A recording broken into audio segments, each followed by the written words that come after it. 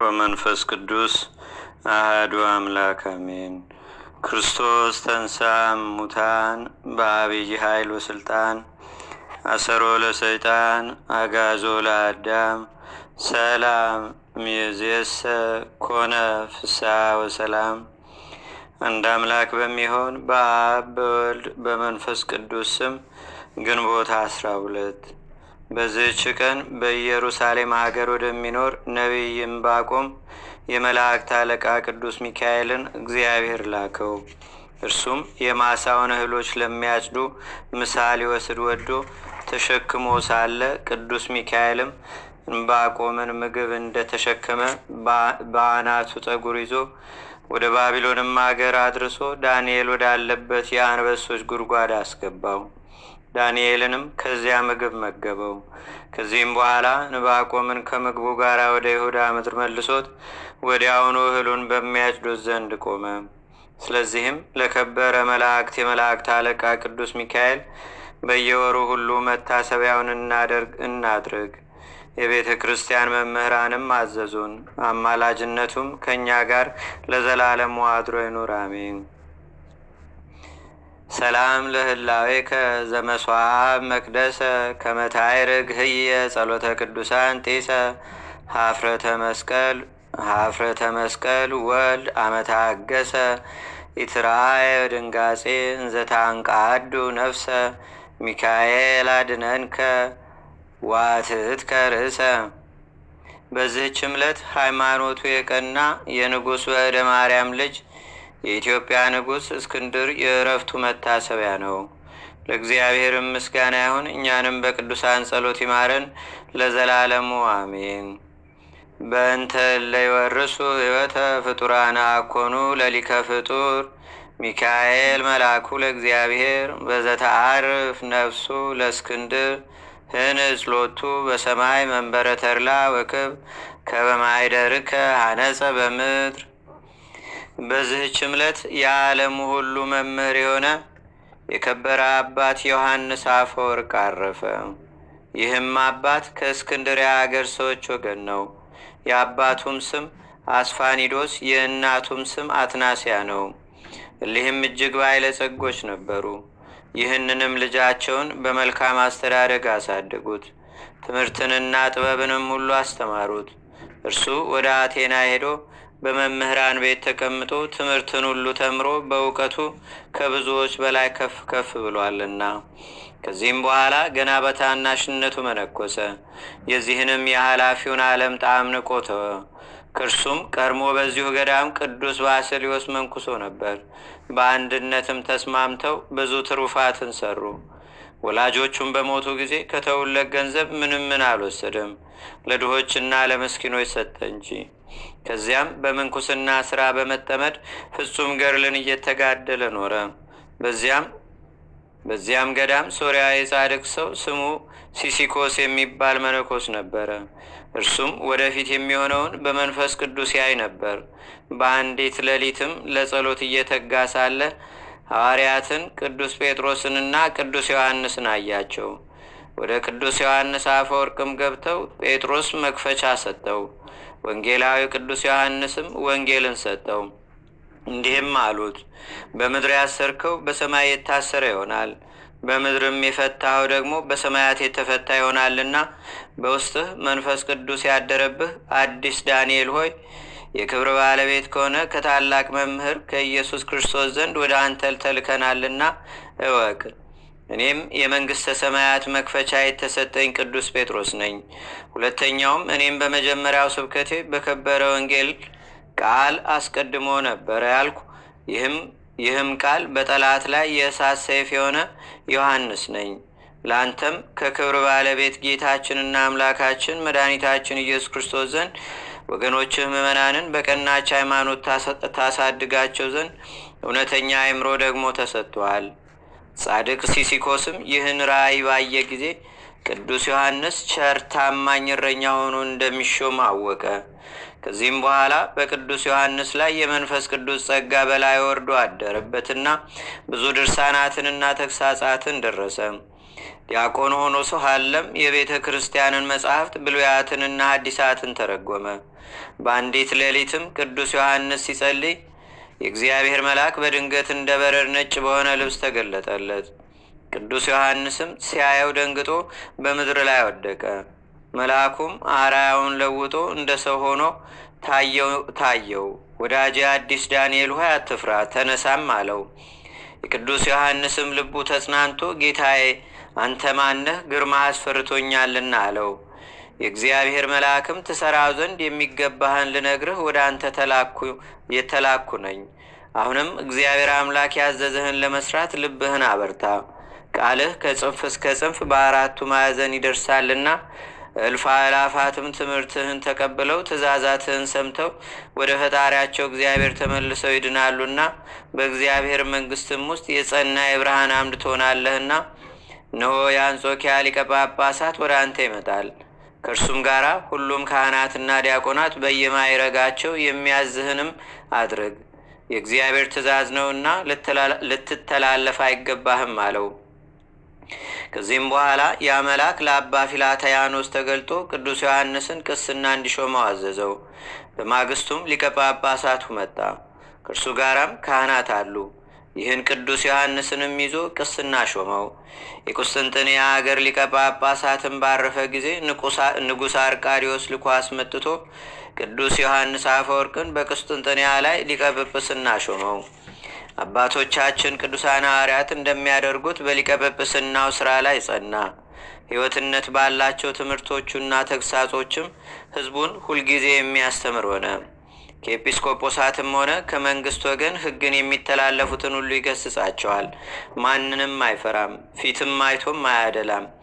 የንጉሥ አርቃዲዮስ ሚስት አውዶክሲያም ገንዘብ ወዳይ ስለሆነች የአንዲት ድሃ መበለት ቦታዋን በግፍ ወሰደች። ያቺ መበለትም ወደ ቅዱስ ዮሐንስ መጣ። ንግሥት አውዶክሲያ ቦታዋን እንደነጠቀቻት ነገረችው። እርሱም የድሃዋን ቦታዋን መልሽላት ብሎ ከብዙ ምክር ጋር እንድትመልስላት ንግሥት አውዶክሲያን ለመናት። እርሷ ግን እምቢ በማለት አልታዘዘችለትም። ወደ ቤተ ክርስቲያንም ገብታ ስጋውን ደሙን እንዳትቀበል አውግዞ ለያት። ቁጣንና ብስጭትንም ተመልታ ስለ ክፉ ስራቸው ከሹመታቸው እርሱ የሻራቸውን ኤጲስቆጶሳት ሰበሰበች። እነርሱም ንግሥቲቱን ስለተቃወመ ስደት እንደሚገባው በእርሱ ላይ ተስማምተው ጻፉ። እርሷም አጥራኪያ ወደሚባል ደሴት ሰደደችው። ከዚያም በደረሰ ጊዜ የዚያች ደሴት ሰዎች በክፉ ሥራ ጸንተው የሚኖሩ ከሃዲያን ሆነው አገኛቸው።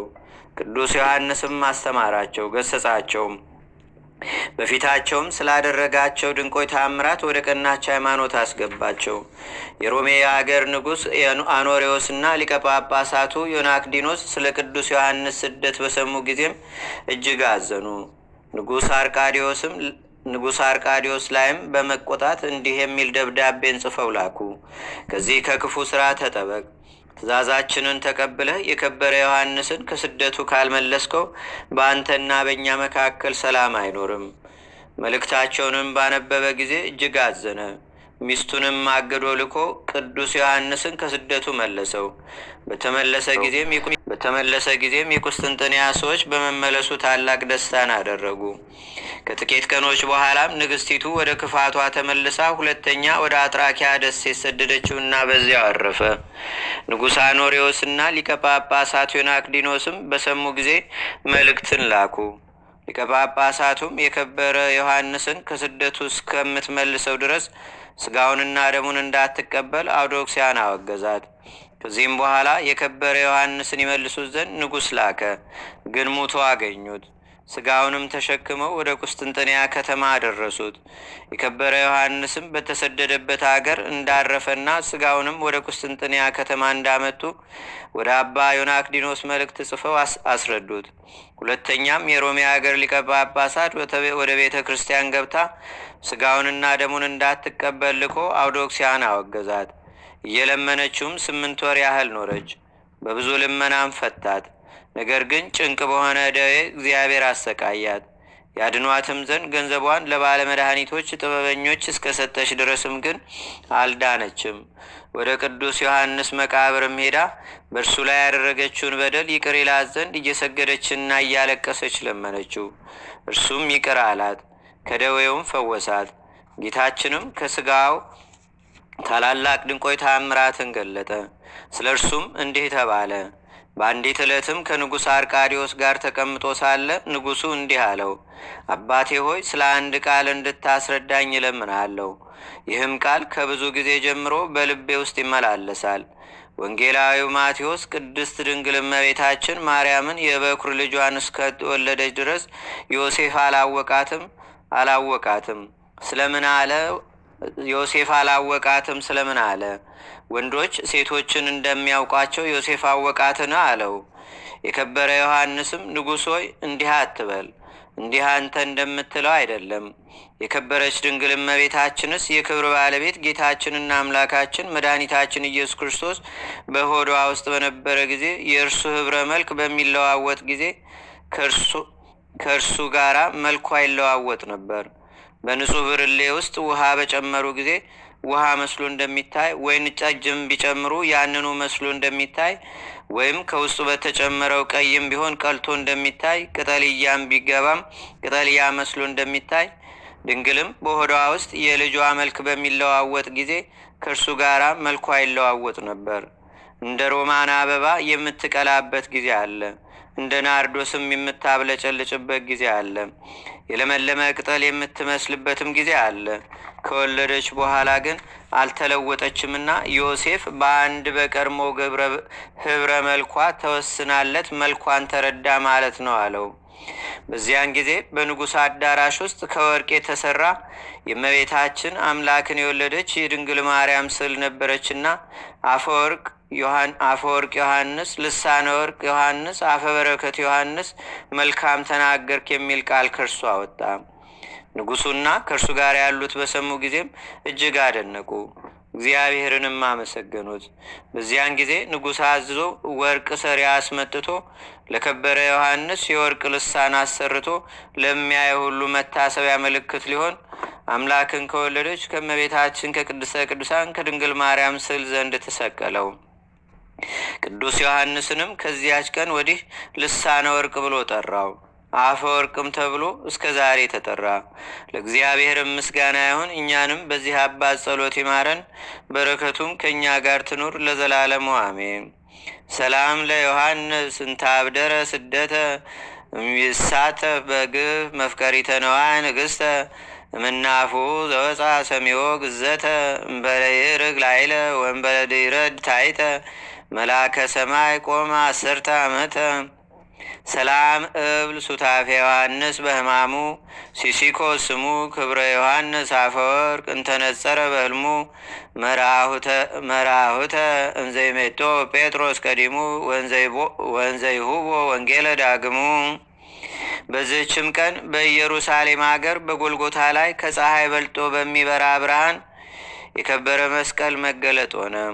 ይኸውም ለኢየሩሳሌም አባ ቄርሎስ ኤጲስቆጶስ ሆኖ በተሾመበት በታላቁ ቆስጠንጢኖስ ልጅ በሚያንሰውም ቆስጠንጢኖስም ዘመነ መንግስት ነው።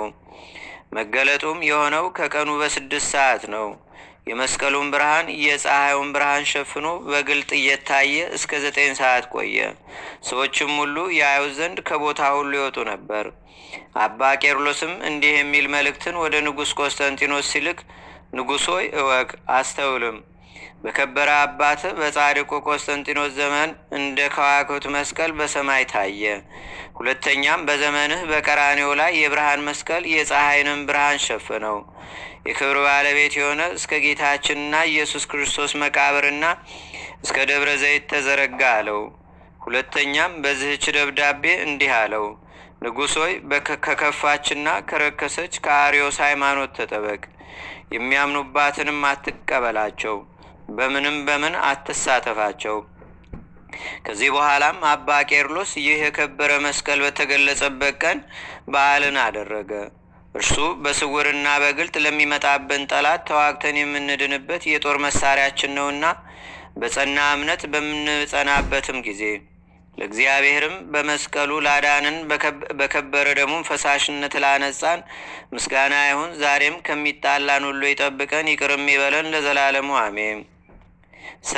ሰላም በቃለ አሚን እብል ለዛ አስተራየ ዮም ላይለ ጎልጎታ መስቀል እንዘይሰሚያ በነፍሱ ለታድኖ ሳህል ቄርሎስ ኤጲስቆጶስ ዘኢየሩሳሌም ደወል በውስተ ግጻዌ ጸሐፋ ለዛቲ በዓል።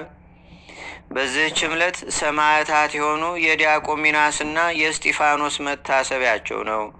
በረከታቸውም ከእኛ ጋር ትኑር ለዘላለሙ አሜን። በዚህችም ቀን የመላልኤል ልጅ የያሬድ የዕረፍቱ መታሰቢያ ነው። ያሬድም 162 ዓመት ኑሮ ሄኖክን ወለደው። ሄኖክንም ከወለደው በኋላ 800 ዓመት ኖረ። ወንዶችንና ሴቶች ልጆችንም ወለደ። መላ ዘመኑም 962 ዓመት ሆነው። በዕለተ ዓርብም በ3 ሰዓት አረፈ።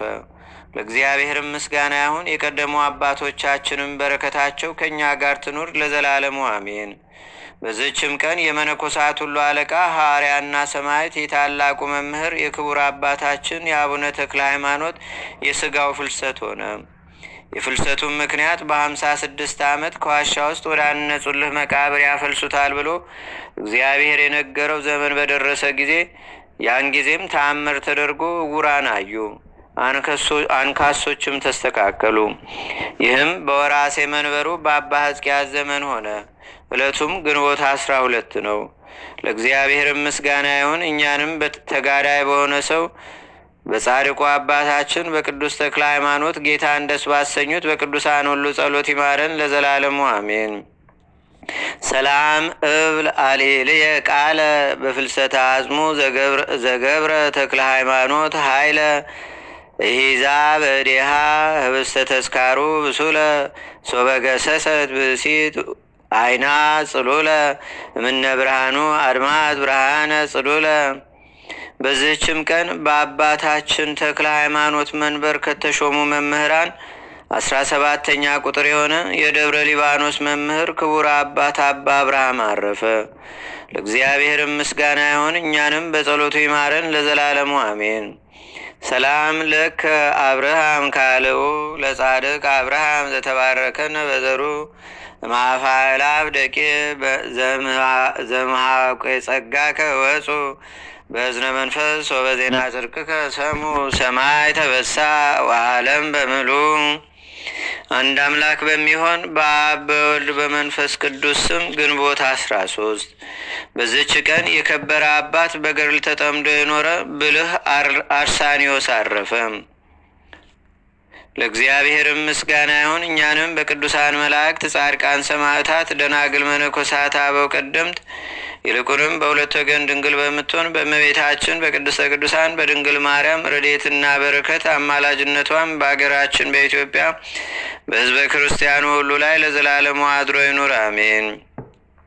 ዛቅረብኩ ማሌታ ዘኪራ ይላፈ ለተጸምዱከ ዘልፈ ለላነብብ ተወከብ ዘንዴተ መጽሐፈ እንተረሰይከ እግዚኦ ጸሪቀመለት ውኩፈ ምላቡ ውላን ዘተርፈ ነቢያት፣ ቅዱሳን፣ ዋርያት፣ ሰባኪያን፣ ሰማዕት ወጻድቃን፣ ደናግል፣ አዲ ወመነኮሳት ኢራን ባርኩ ባርኮ ጉባኤ ዛቲ መካን እስከ አረጋዊ ሊቅ ወንዑስ ሕፃን ለዘጻፎ በክርታስ ወለዛ ጻፎም ዘይደርስ ለዛ አንበቦ ወለዘተርጎሞ በልሳን አዲስ ወለዘሰማ ቃሎ በእዝነ መንፈስ በጸሎተሙ ማርያም አራቂተ ኩሉም ባይ ስቡረ ማረነ ኢየሱስ ክርስቶስ አቡነ ዘበሰማያት